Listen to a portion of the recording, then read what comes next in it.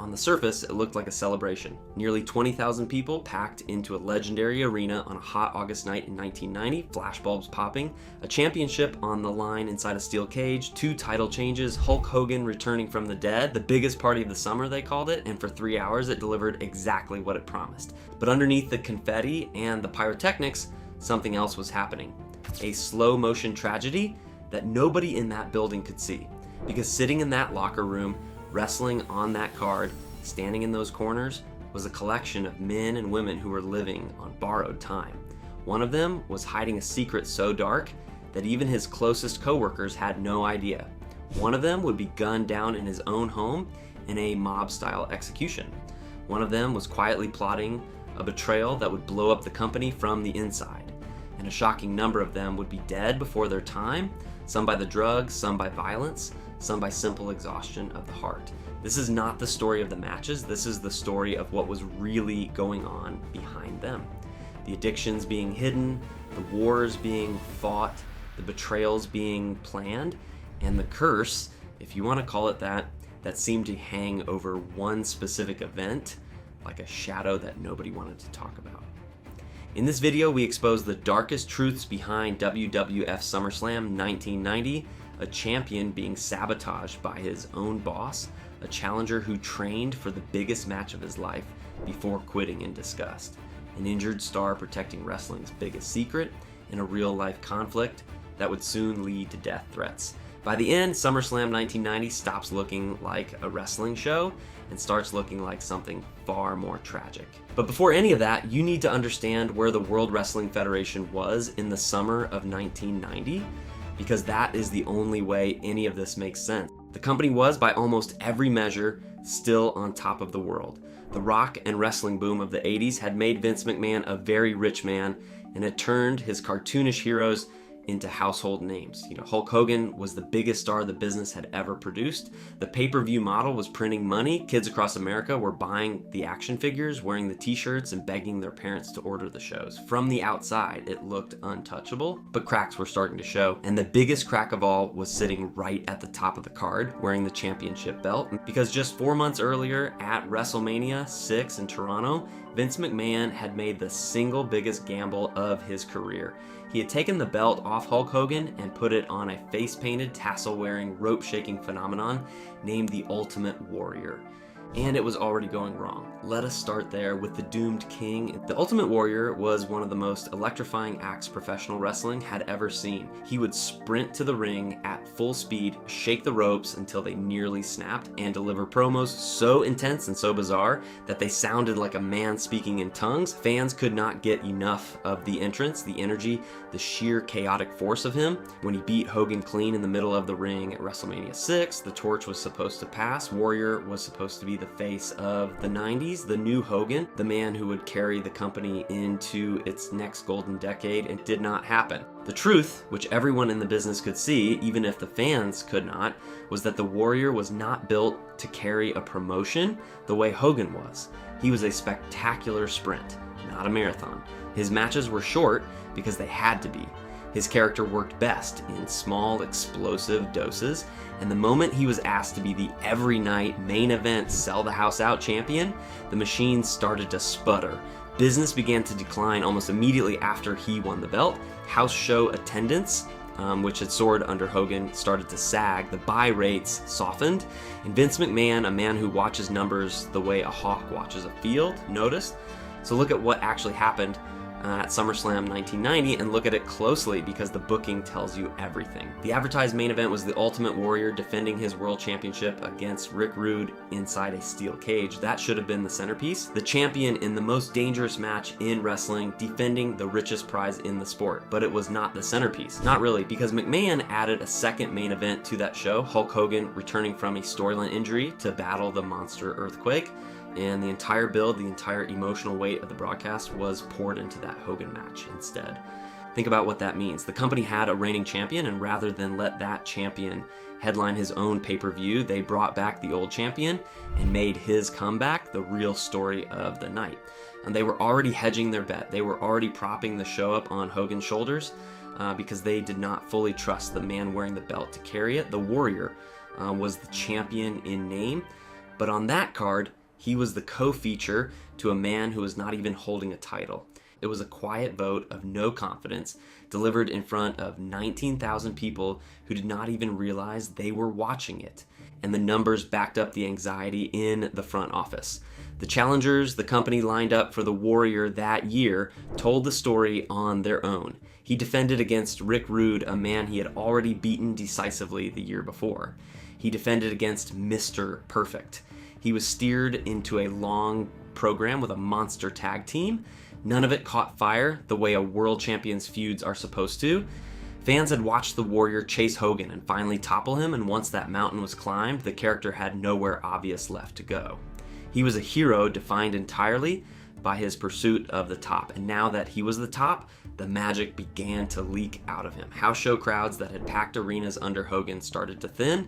The company that had bet its future on him was watching that future look shakier by the month, and everyone from the booking office to the merchandise table could feel it. And there was also a growing wariness about the man himself. The Warrior had strong opinions about how he should be presented, about his own worth, about the direction of his character, and he was not shy about voicing them. In a locker room culture that prized paying your dues and keeping your head down, he was seen by some as having gotten too big for the business too fast. Whether that reputation was fair or not, it hardened attitudes toward him at exactly the moment he most needed allies. When the business started to dip, there were plenty of people willing to let the blame land on him alone. And the Warrior knew he was not a stupid man, whatever people said about him.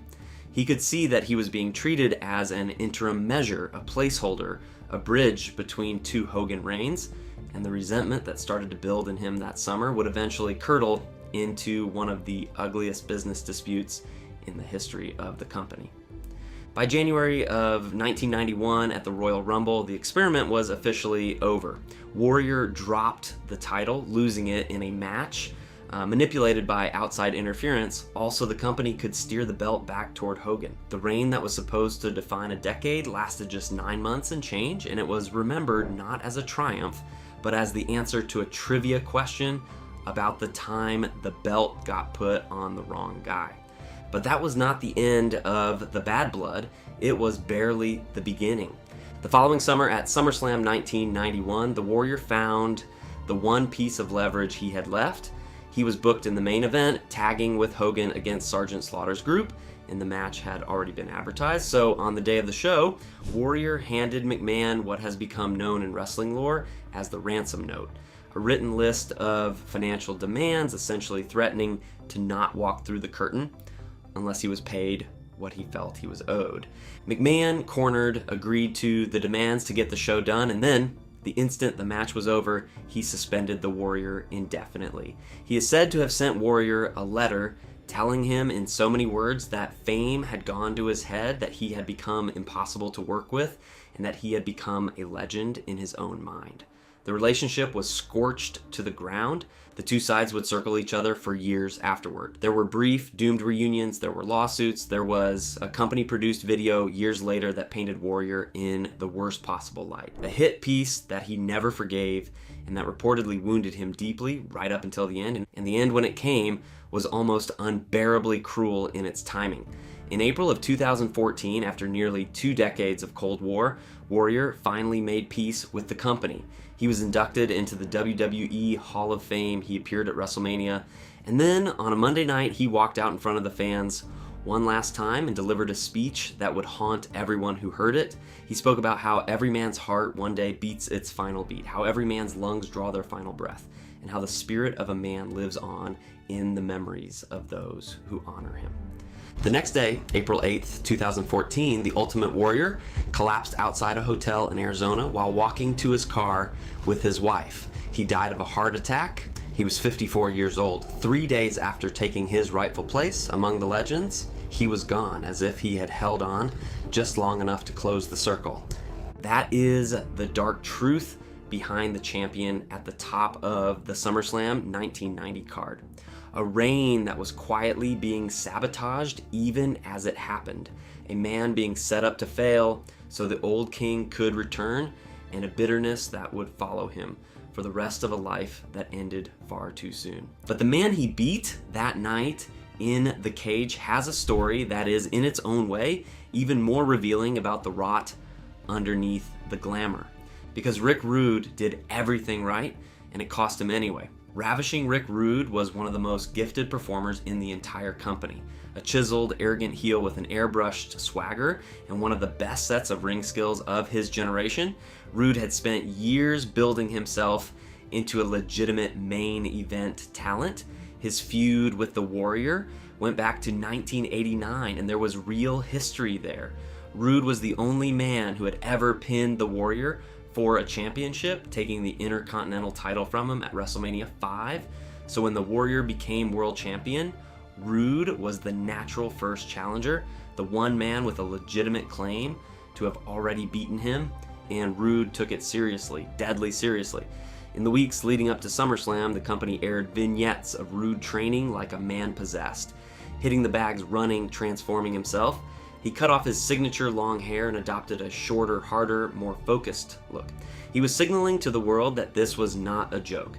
This was the biggest opportunity of his career, a run at the World Championship inside a steel cage on one of the 4 biggest shows of the year, and he was going to be in the best shape of his life for it, and he lost.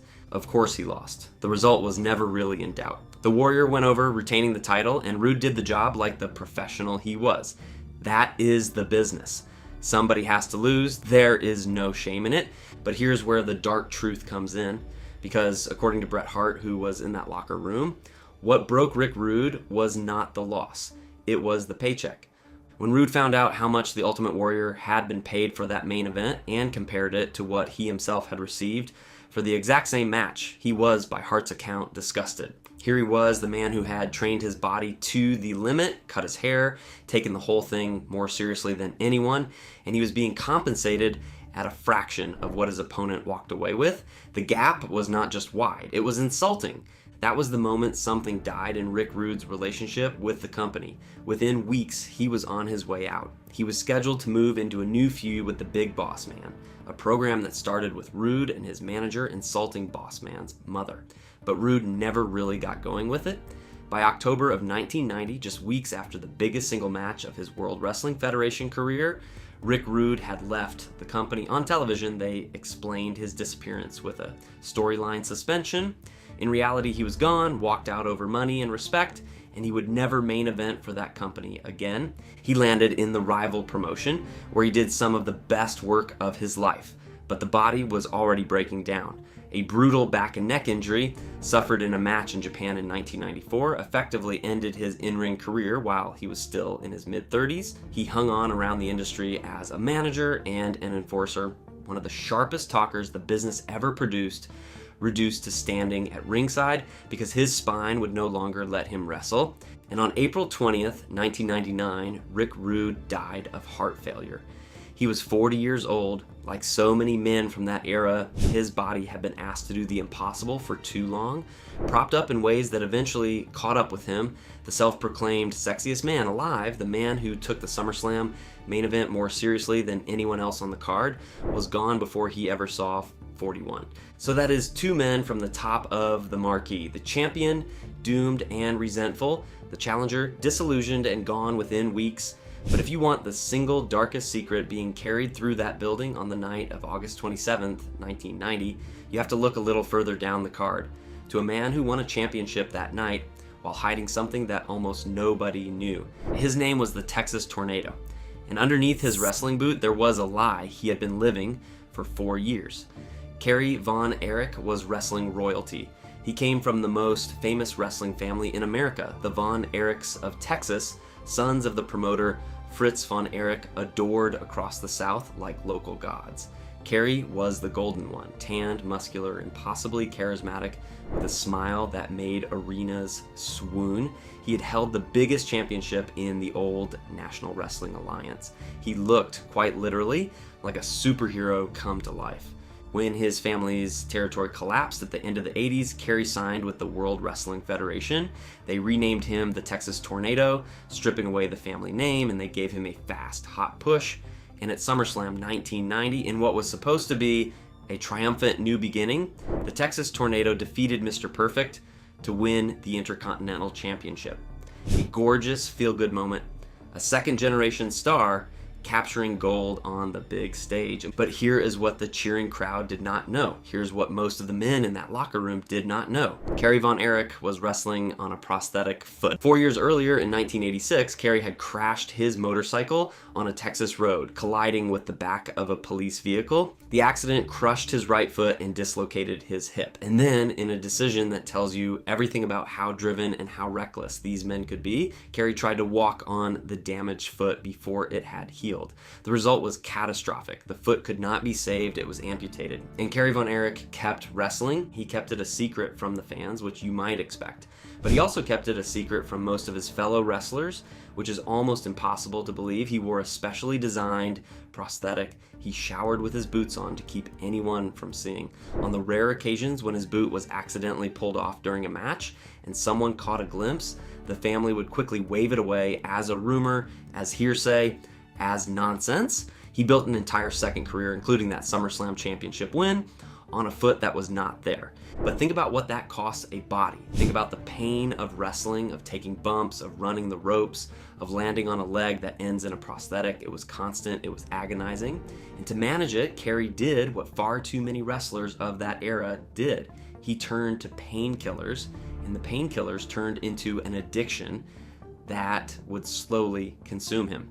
And the pain was not only physical, because the Von Erich family was already in the middle of one of the most horrifying runs of tragedy any American family has ever endured.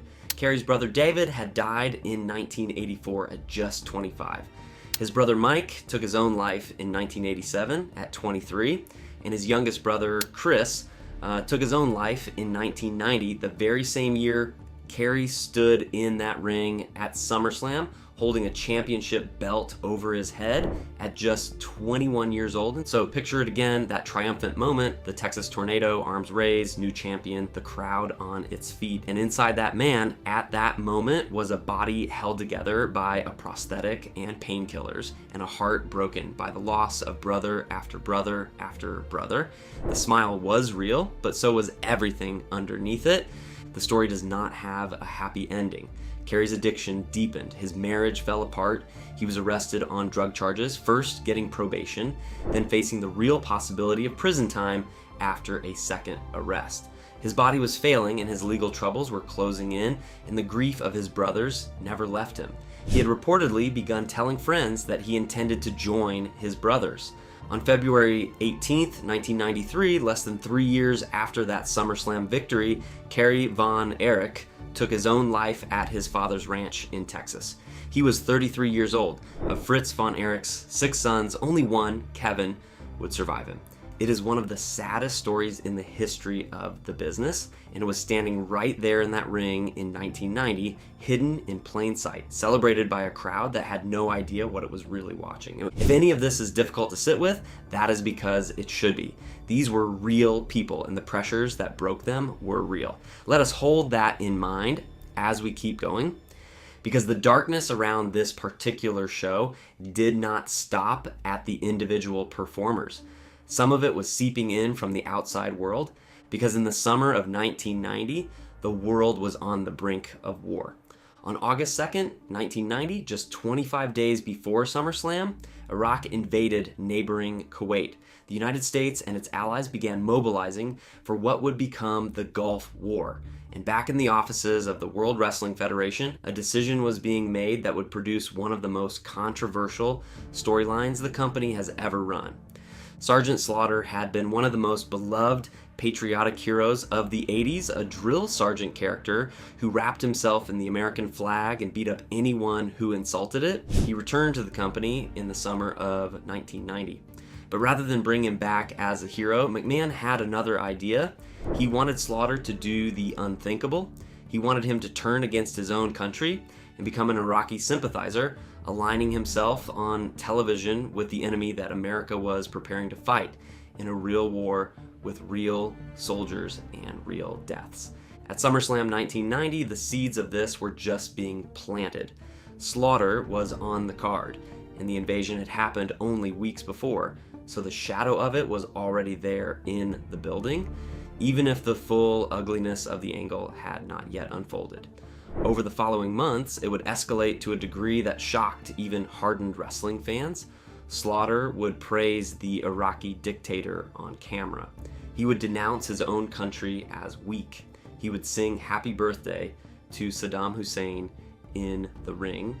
And the audience, in the middle of a real war, could not always separate the character from the man.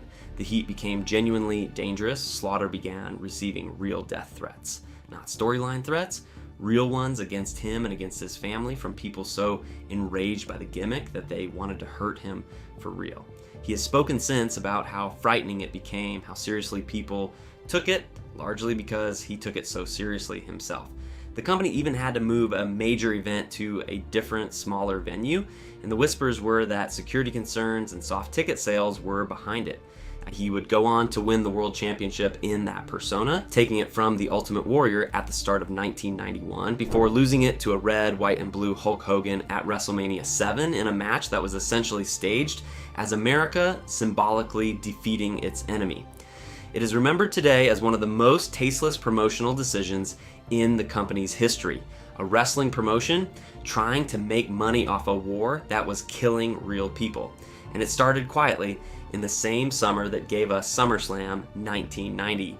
There is a bitter irony buried in it too. The man playing the traitor was, in real life, a former United States Marine who had spent years as one of the most flag-waving patriots the company employed. He was being asked to spit on the very thing his career had been built around at the precise moment American troops were shipping out to the desert. He has said since that his wife was against it, that he understood the risk, and that he took the job anyway because he believed in committing fully to the character. That commitment worked better than anyone wanted it to. The gimmick got so hot, so genuinely hated, that it arguably could never be fully undone.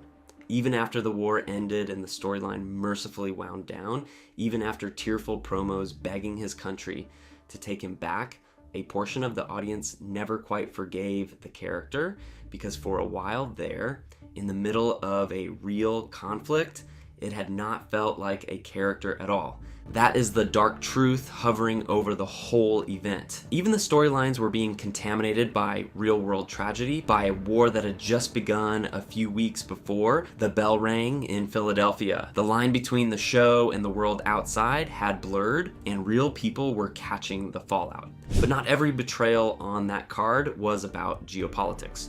Some of them were smaller, more personal, and in their own way, more heartbreaking.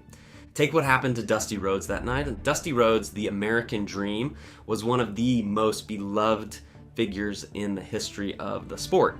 The son of a plumber, a big, doughy, lisping everyman who talked about hard times and connected with working class fans like almost no one before or since.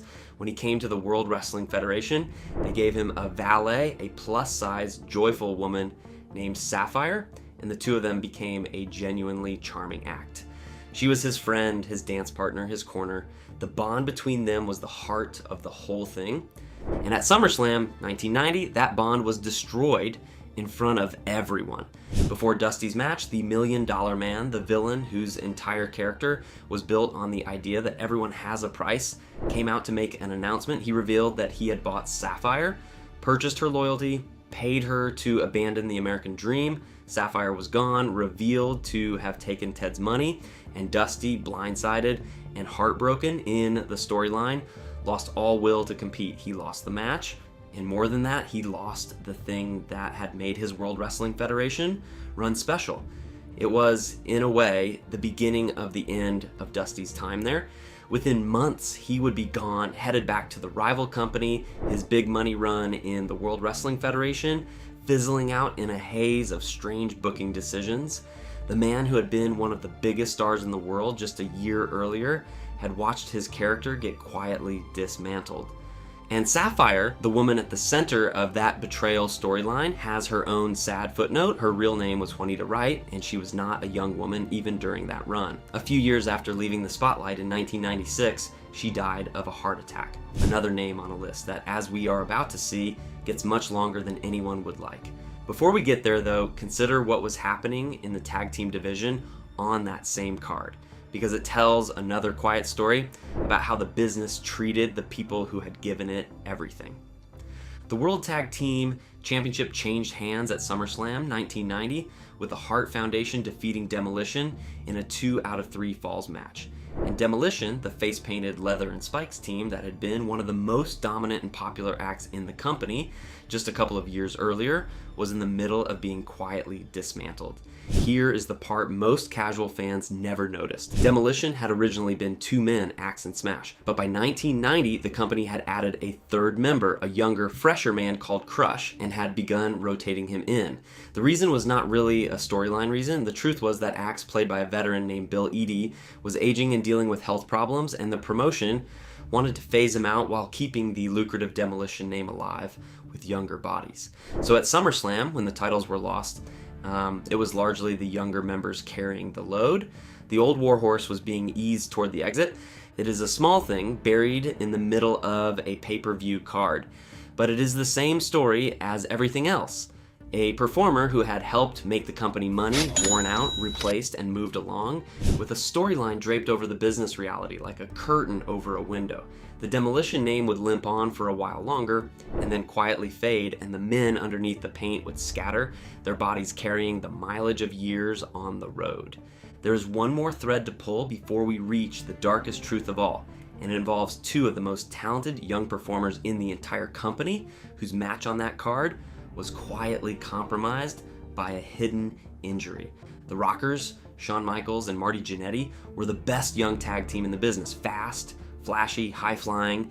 They were years ahead of their time in the ring.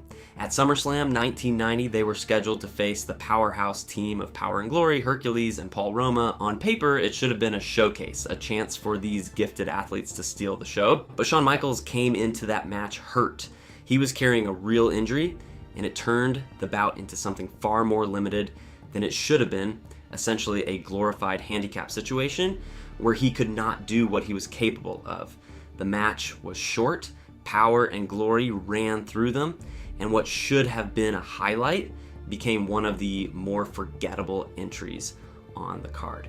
Now, in Shawn Michaels' case, the story eventually turned out fine. He would go on to become one of the greatest performers the industry ever produced, a Hall of Famer many times over, and he is alive and well and beloved to this day.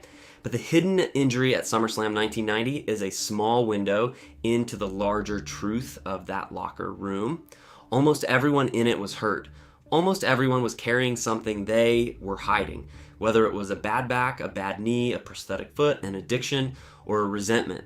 They smiled for the cameras and they performed like the best in the world, and underneath, they were held together with tape and pills and willpower. And that brings us finally to the darkest truth of all, the one that only becomes visible when you step back and look at the entire card at once. Not one match, not one wrestler, but all of them together. Because SummerSlam 1990 has earned a grim nickname among longtime fans, some of them call it the Slam of Death.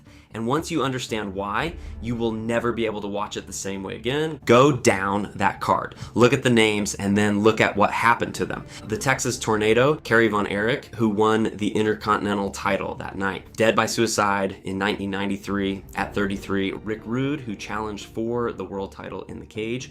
Dead of heart failure in 1999 at 40. The Ultimate Warrior, who retained the world title, dead of a heart attack in 2014 at 54, 3 days after his Hall of Fame induction. Mr. Perfect, Kurt Hennig, who lost the Intercontinental title that night in one of the most technically gifted careers the business ever saw, dead of a drug overdose in 2003 at 44.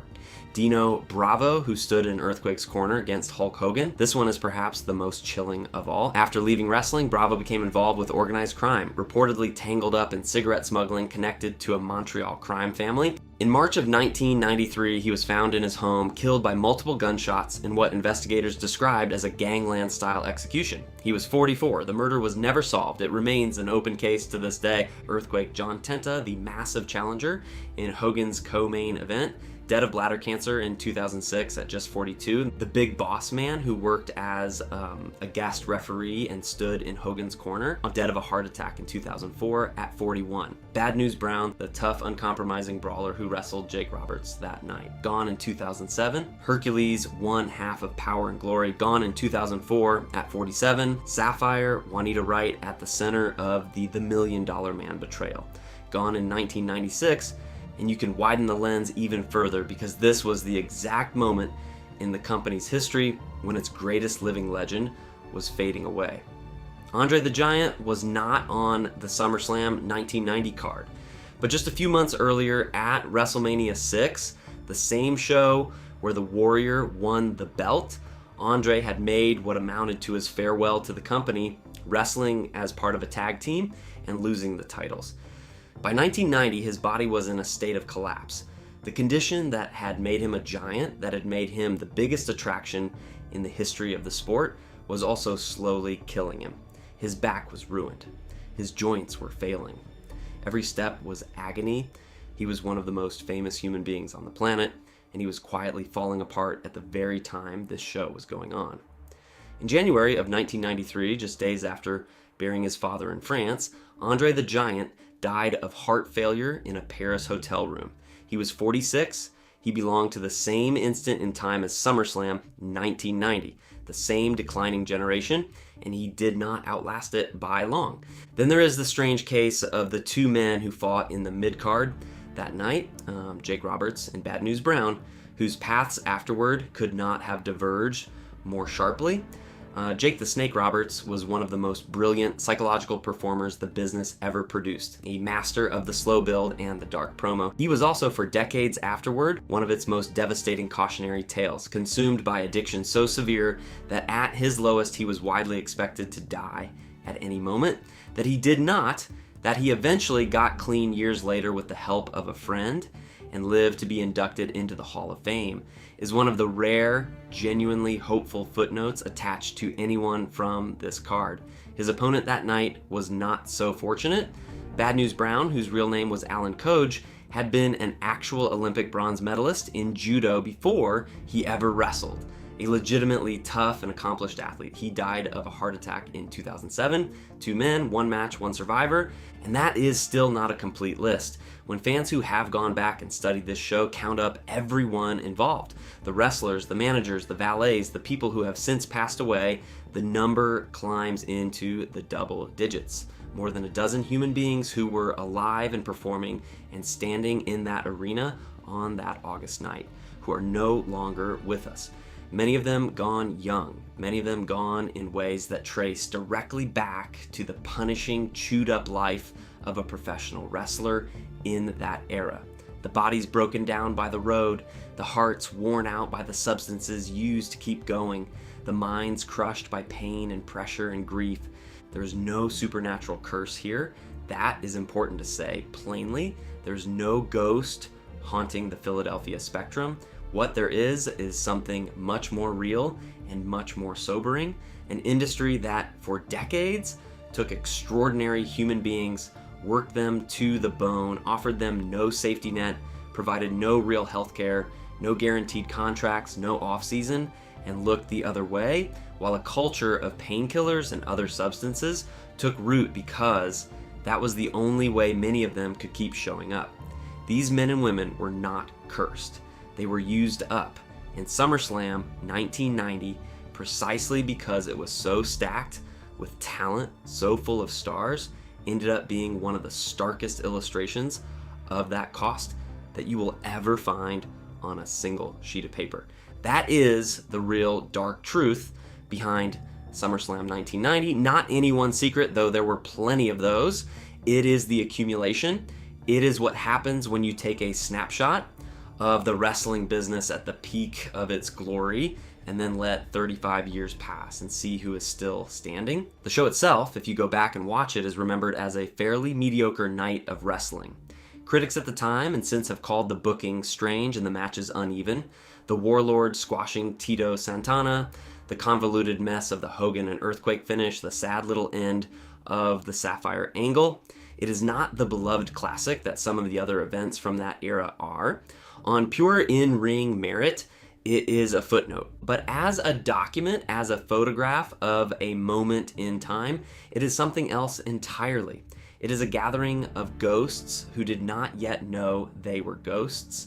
It is a room full of people at the height of their powers, cheered by thousands, none of them able to see the roads that were already unspooling in front of them, the addiction that would take one of them, the bullet that would find another in his own home, the failing heart that waited years down the line for so many of the rest. And when you know all of that, the celebration on the screen takes on a different quality. The Texas Tornado raising that belt is no longer just a wrestler winning a title. It is a young man in unimaginable private pain standing on a foot that was not there, grieving brothers he could not save, smiling for a crowd that adored a version of him that did not fully exist. The Ultimate Warrior's chaotic energy is no longer just a great entrance. It is the peak of a career that was already being quietly pulled out from under him, the high point before the long, bitter descent. Rick Rude, with his freshly cut hair, in the best shape of his life, is no longer just a challenger. He is a proud man about to be insulted by a paycheck, about to walk away from the biggest company in the world, his body already carrying the injuries that would end him young. That is what was really behind SummerSlam 1990, a company at its commercial peak, sitting on a foundation of human beings who were being ground down in ways the audience was never meant to see. The party was real, the stars were real, the cheers were real, but so was the pain, so was the war creeping in from outside, so were the secrets and the betrayals and the addictions.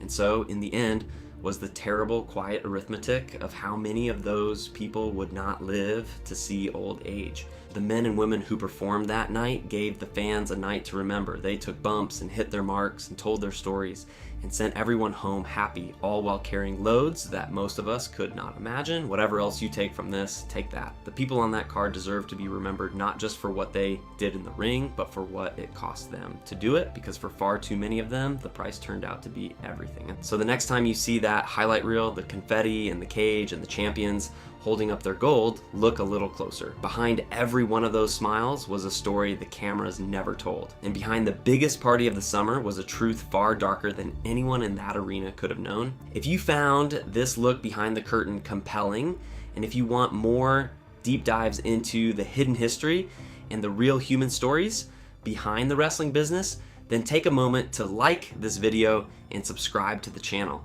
There are so many more of these stories to tell, and every single one of them reminds us that behind the spectacle were real people with real struggles who gave everything they had for our entertainment. Until next time, remember the performers, not just the performance.